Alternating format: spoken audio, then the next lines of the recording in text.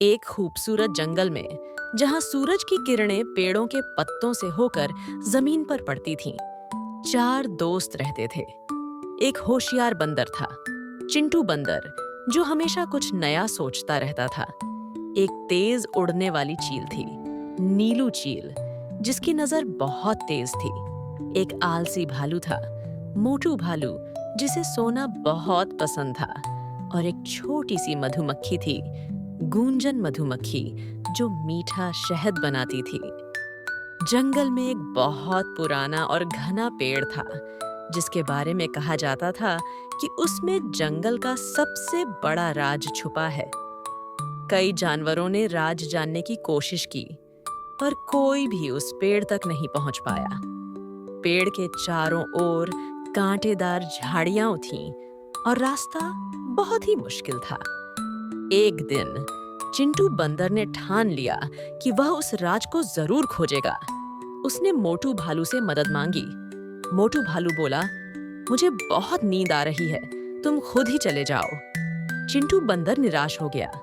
तभी नीलू चील आसमान से उड़ती हुई आई और बोली, मैं तुम्हारी मदद कर सकती हूँ, चिंटू बंदर। मेरी नजर बहुत तेज है, मैं ऊपर से रास्ता देख सकती हूँ।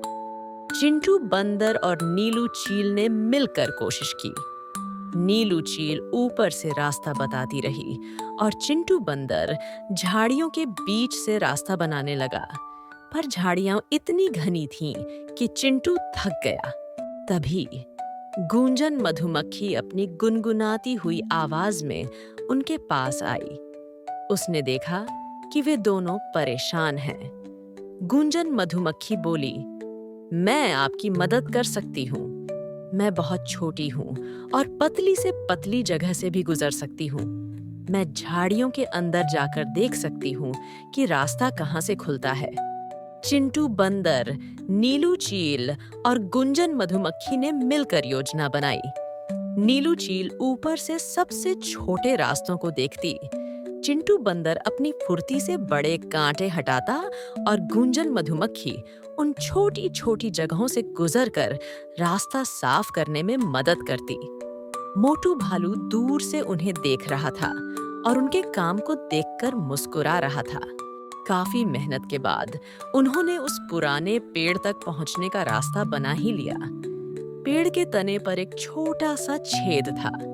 गूंजन मधुमक्खी सबसे पहले अंदर घुसी और उसने देखा कि अंदर कुछ चमक रहा था। वह चमकता हुआ एक छोटा सा पत्ता था, जिस पर लिखा था, जंगल का सबसे बड़ा राज यह है कि जब सभी जानवर एक साथ मिलकर काम करते हैं तो कोई भी मुश्किल बड़ी नहीं होती। सभी दोस्तों को यह राज जानकर बहुत खुशी हुई। उन्होंने समझा कि असल में सबसे बड़ा राज उनकी एकता और एक दूसरे की मदद करने की भावना ही थी। मोटू भालू भी अब अपनी आलस छोड़कर उनके साथ मिलकर जंगल के दूसरे कामों में हाथ बटाने लगा।